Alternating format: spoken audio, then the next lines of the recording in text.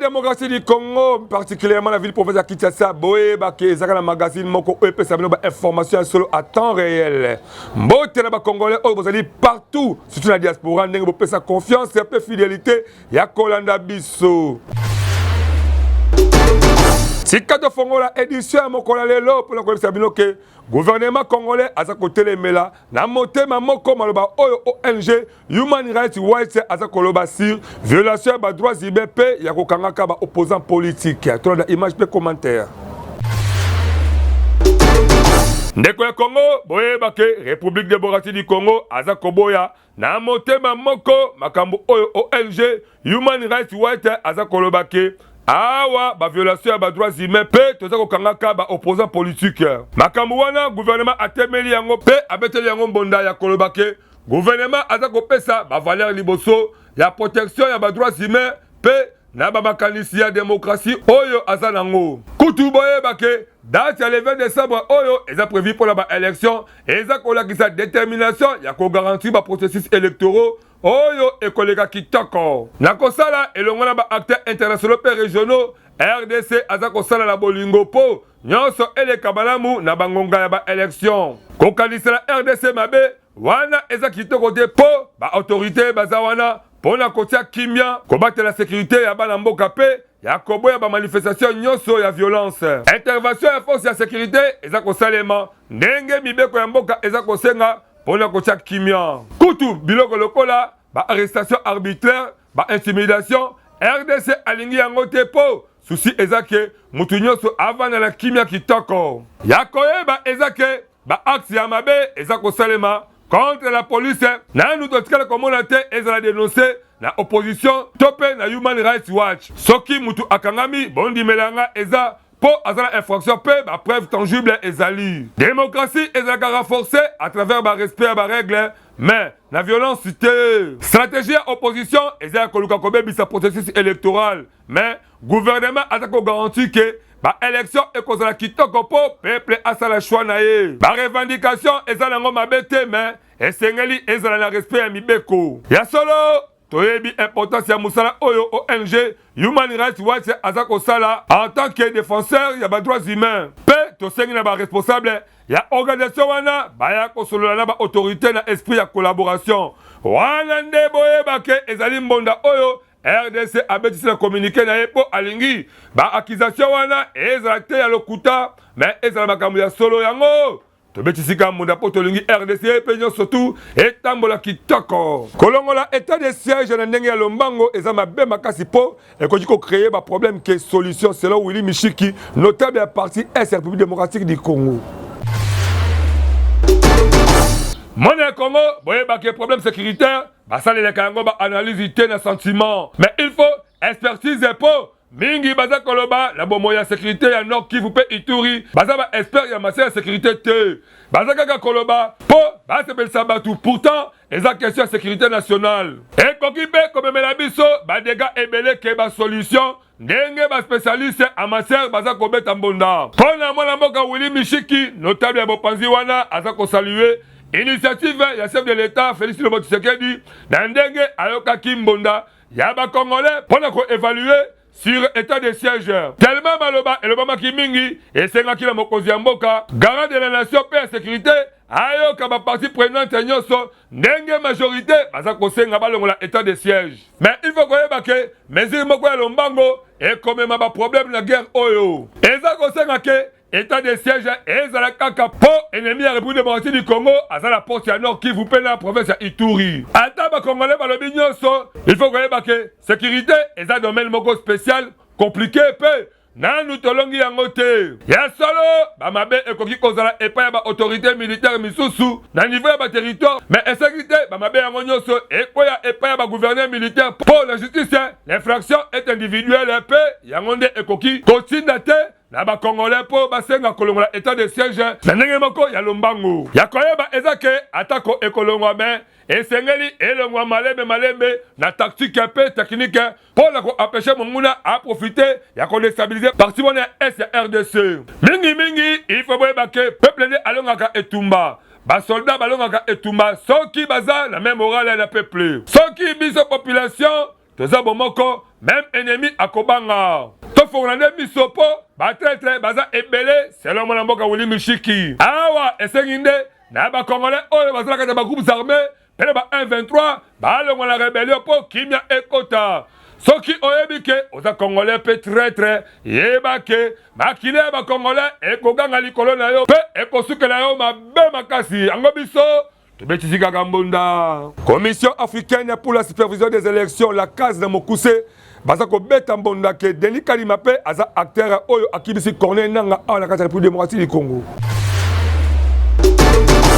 Mwana ya Congo boyeba ke la case aza kobetisa mbunda ya koloba ke soki Corneille Nangaa akimi mboka boyeba ke Denis Kadima pe aza na kati ya masolo wana ya kokimisa ye na mboka. Motuna eza pona nini Nangaa andimi kokende exil malgré ba raison politique la case aza koloba ke Denis Kadima akimisi ye mboka. Pona commission africaine pour la supervision des élections la case de Mokuse Denis Kadima akimisi Nangaa mboka la force.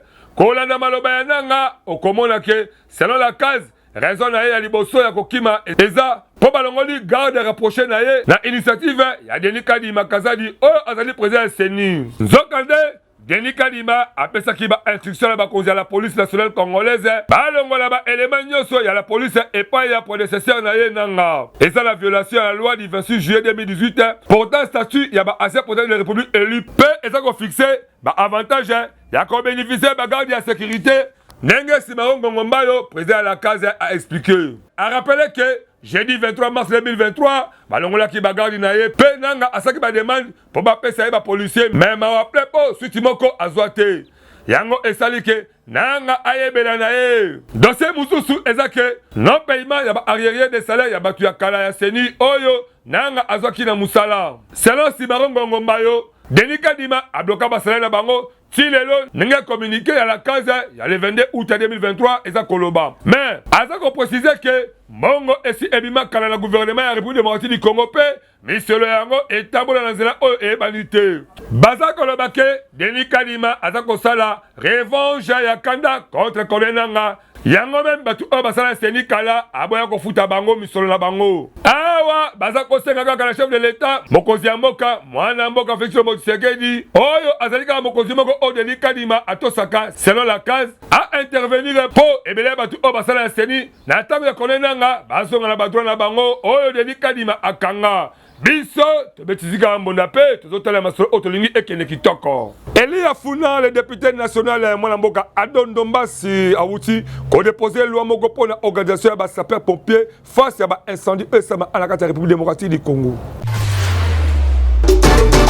Mwana Congo bondi melanga ke tellement phénomène ya ba incendie ekomi mingi à la République démocratique du Congo. Et sali ke Elia Funa, le député national Adondo Mbasi a kende dépa la bureau Assemblée nationale pour nous déposer proposition de loi sur l'organisation de la profession de sapeurs-pompiers. Pour Adondo Mbasi, objectif eza koluka ba solution urgente ya liboso ya phénomène wana ya ba incendie na Kinshasa pe na ba province ya République démocratique du Congo. Apesi lisusu projet ya réglementation ya vice-premier ministre oyo atali masolo yango la ba recommandation oyo esalami na chambre basse ya parlement Elia Funa mwana mboka Adondo Mbasi anemaki projet wana pona kotika epai ya ndeko Peter Kazadi VPM ya intérieur rapport masolo yango eza na compétence na ye aza komona mabe makasi ndenge ba sapeur pompier bazalaka kaka na Gombe alors que ba incendie eza kosalema presque partout na RDC. Soki botali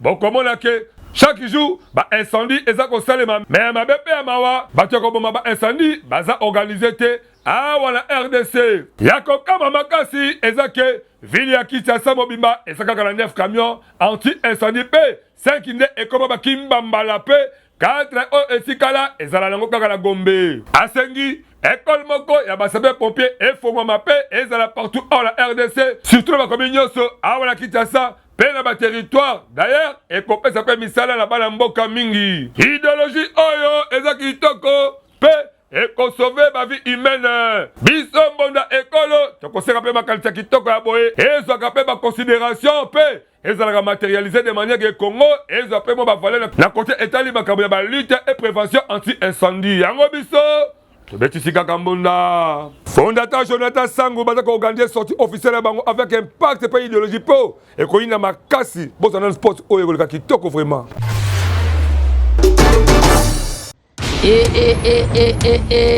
Mama papa bana matete yoka sango quinoise quinois bana ya matete ana vitamine bana lokoro ba jeune fille ba papa ba maman.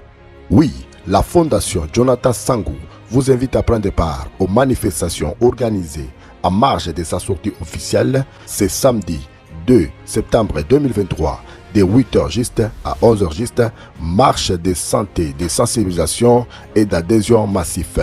Et le dimanche 3 septembre 2023 de 15h à 18h, grande cérémonie de sortie officielle avec les invités et toutes les autorités. Nous vous appelons à venir vous adhérer massivement pour renforcer les capacités aux personnes vivant en situation difficile, les enfants et jeunes en particulier. Jeunes, okoki kozala maçon, architecte, informaticien, tout ce que vous êtes. Boya ebele boya na fondation Jonathan Sango. Ba solution nyonso o boza nango besoin. Ba o sisa ba classe bazala bandako misala te nyonso eza wana. Surtout to zapela ba maquillage, to ba make-up, coiffure makambutu. Ya kana fondation Sango ebengi bino za na pona formation. To za ba jeune fille, to bengi ba jeune fille, ba papa, ba maman. Eloko bozalaki kozela yango yo. Koma to benga fondation Jonathan Sango na 097 82 76 398 pour participer na cérémonie de sortie officielle quartier Ngufu numéro 28D commune Yamatete. Référence église héritage des vainqueurs. Bienvenue à tous. VVP famille Chéribé aucun de o atika depuis le 13 juillet baza ko senga nzoto amowe. Mwana Congo, boye bake, moi si pele bandeko ya famille ya Chéribé Okende, bambaki bango la procureur près ya tribunal de la grande instance ya Kinshasa Gombe, ndenge avocat ya famille aza koloba. Pona avocat, famille ya Mowei, ba ekosenga nzoto po, ba moni que et c'est déjà 43 jours depuis azalaka assassiné, peu 15 jours après autopsie. Ata eloko moko ya malonga eza kosala maté. Famille baza ko fula parquet que baza kosala j'ai ba assassin ya koloba ke ba expert wana na nous ba pesi rapporté. Mais le rapport oyo ebimaki depuis mardi ONG Human Rights Watch aza koloba ke ba expert médicaux légaux na ba policier ya MONUSCO na ba expert sud-africain pe belge oyo gouvernement alobaki na etika kabaza ko assister ba enquêteur congolais. Na titre de rappel boye bake mwana mboka Chéribé Okende âgé de 61 ans pe porte-parole ya Moïse Katumbi Chapwe akufaki assassiné pesoto na ye bakutaki yango le 13 juillet kuna na nzela ya poids lourd biso tobetika mona pe tolingi makambo oyo esila kitoko. Conférence na église les ambassadeurs du Christ ezaka kokoba kitoko avec impact pe idéologie yo muto za na retard weli sapo mikolo ko bien kotanga Wilfried Samba azale kuna la compte ya Mbonda Ekolo. Mwana Congo, pe mingi, yo ebiko ozali jeune, ozali kolala, yeba ke église les ambassadeurs du Christ, baza ko continuer conférence ya jeunesse na bango kitoko avec impact de idéologie, kaka ndenge message epesa maka.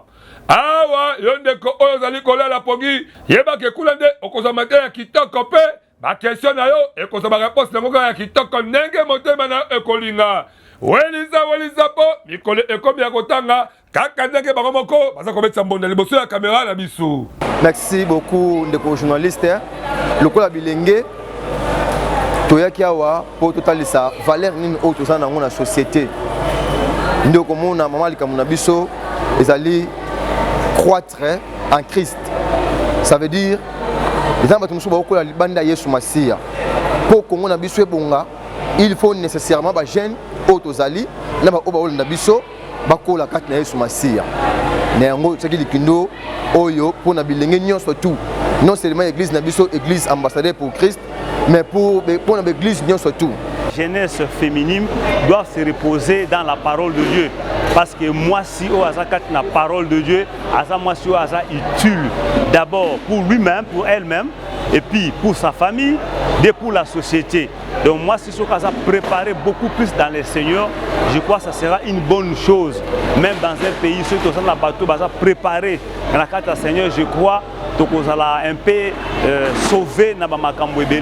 Maintenant, boye, la convention Oyo, tu souhaites vraiment, et la Oyo, et qu'on contacte la mité à bateau, pour le cultiver, civisme, bolingo, bomongo, bokongo, et qu'il y ait libosso yango.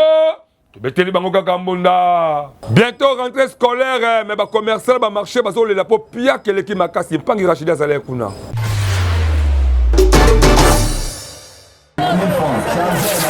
Na cadre ya préparatif pour la rentrée scolaire ezako bongama na mois de septembre prochain, parents nyonso o azana mokumba kotangisa mwana akomi ko bongama po mwana azwa uniforme ya malamu bakayepesa pour rentrée scolaire esalema na ndenge esengeli.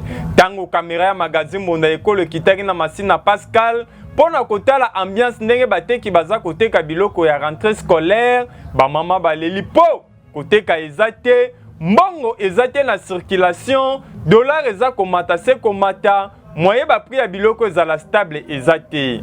Na micro ya magazine Mbonda ekolo yoka ndenge babetisaki Mbonda. Fume eza nanu te pona bafuti bato vomate yango koteka ezate tozoteka te po mufuma na yete. So bafuti bato toza bafuta bato po muvume ya to bato pe koteka.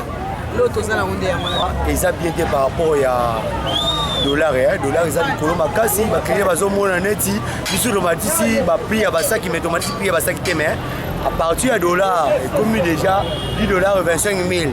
Donc façon yo bandi la client prix na façon oyo client zopesa d'ailleurs moi neti yo bandi cher nzoko bandi cher te. Tala na mois de septembre nde rentrée scolaire ekozala. Tokosenga kaka na ba parents ngonga ya kosala ba achat pour na rentrée scolaire yango yo. Kozela kaka te na vers rentrée scolaire bongo banda komituna okobanda wapi okosuka wapi. Tokosenga pe na bakonzi ya mboka bakoka kodekese ba moyen pona kofuta basali po mbongo ezala na circulation pe koluka ko stabiliser to ya dollar po ba prix ya biloko ezala stable na bawenze po permettre ba parents basala rentrée scolaire na ndenge esengeli. Biso magazine Mbonda ekolo tobetisi kaka Mbonda. Ekoinda dimanche le 3 septembre na terrain municipal ya Masinda po mama Gigi Senga akobeta mobange na concert boye bake ba invité bakoza ebele to na sport publicitaire oyo.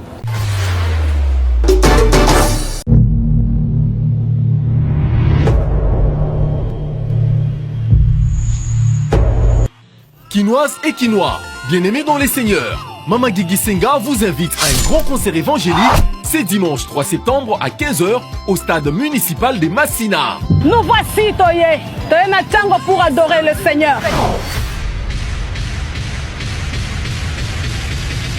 Vous savez, la Bible dit, le ténèbre règne. La mort semble contrôler les vues. La difficulté semble nous maîtriser. Mais je sais une chose. Jésus-Christ est la vraie source de vie. Thème, Jésus-Christ est la source des vies.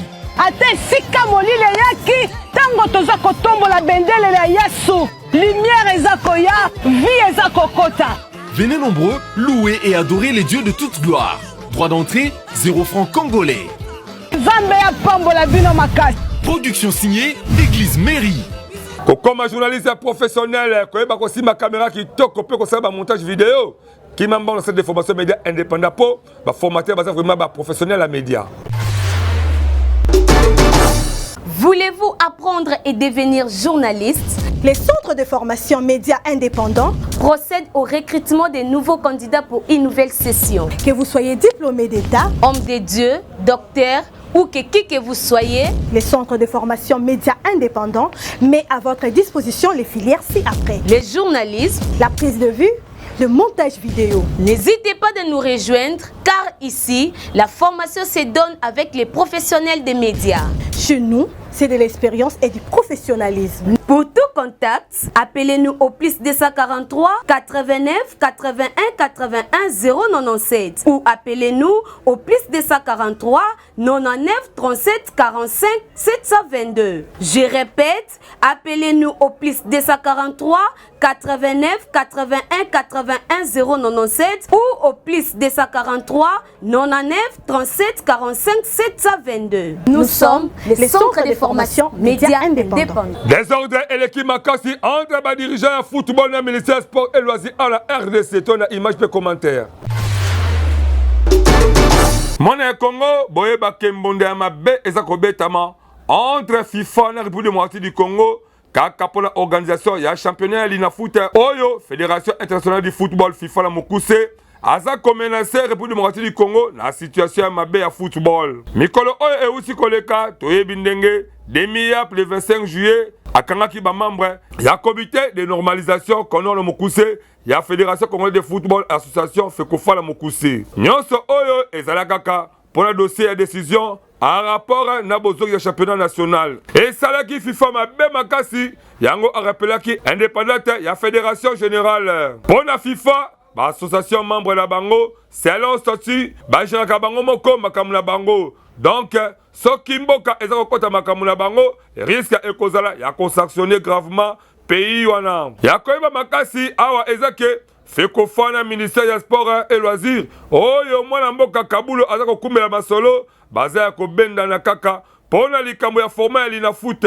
Fekofa aibisi linafoot avec sa championnat avec 20 équipes oyo ekozala réparties en deux groupes de 10. Ben association des dirigeants du football du Congo ADF Kola Mokuse bango balingi linafoot asala masolo avec 26 équipes, il y a 3 groupes. Situation esali que ministère ya sport a profité kokota la kati pe à suspendre les activités sportives ti ba travaux ya stade des martyrs na tata Raphaël Ekosila. Pour les batu mingi baza ko qualifier décision ministre Kabulo mona Kabulo ke eza motema mabe makasi mais pour la linafoot masolo eza ko sala makitoko atala courant pauvre pour na match d'ouverture. Des autres oyo yangonde eza ko boba foot à la République démocratique du Congo biso tokosenga kimia ekota boyokani ezala po masolo football yangonde ezakata musu elengi ba congolais yango tobetisi kaka mbunda. Un vrai leader ose la vision kitoko akoleka liboso ya magazine mbonda ekolo po mokili eba vision na etolanda sport publicitaire oyo.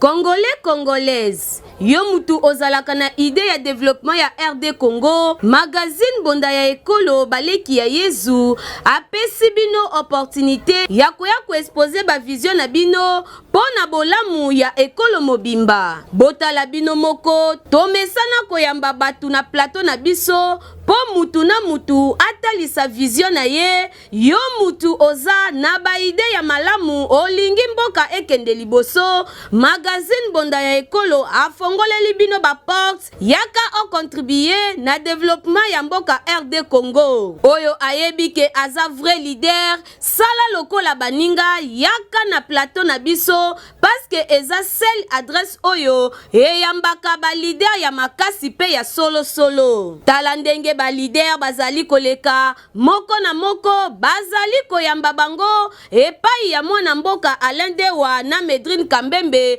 avec un partenaire idéologie. To abordaka basi nyonso lokola politique, économique, socio-culturel, religion, pena basije mosusu oyo ezo contribuer na développement ya mboka na biso. Bazomona pero bazana makanisi kimutema mabete. Batu mususu kala kimutema mabe ya longwanga na yawana. Mais bato bazana miso baomona Congo ezoke na ndenge mususu. Ele na limité na mumbele un peu partout. Donc nazo continuer lisusu na suki wana te. To se sentir à l'aise na kati ya changu na biso. OK, merci beaucoup. Ndenge kaka bozali komona bango pe bazali ba leader oyo bandimi ko participer na développement ya ba quartier commune pour que mboka ekende liboso. Na bino pe ba leader oyo boza kolanda biso bolinga ka développement ya quartier ya commune to pe ya RD Congo mobimba. Bobenga biso na numéro oyo eza affiché na bas d'écran na bino toko yamba bino pendant 30 minutes sans débat avec un partenaire idéologie pour que bo exposer ba vision na bino liboso ya population pe aye babino. Yango biso a na magazine bonda ekolo to bengi ba leader ya solo pe to beteli bango kambonda. 29e championnat linafoot bana kitoko pe première journée le kitoko la Kinshasa na Bukavu pe na Kolwezi. Ndeko ya Congo, tikana yebisa yo ke atako monda eza kobeta mamabe entre FIFA na RDC, bondi belanga ke comité de normalisation Konon na Mokuse à travers l'INAFOOT balancé déjà ma solo à 29e édition du championnat national de RDC depuis mercredi 23 août 2023 avec impact de idéologie. Koutou, ba match ebetamaki na Kinshasa, Bukavu pe Kolozi. Ah wana Kinshasa ebetamaki na centre courant pour voya Fekofa.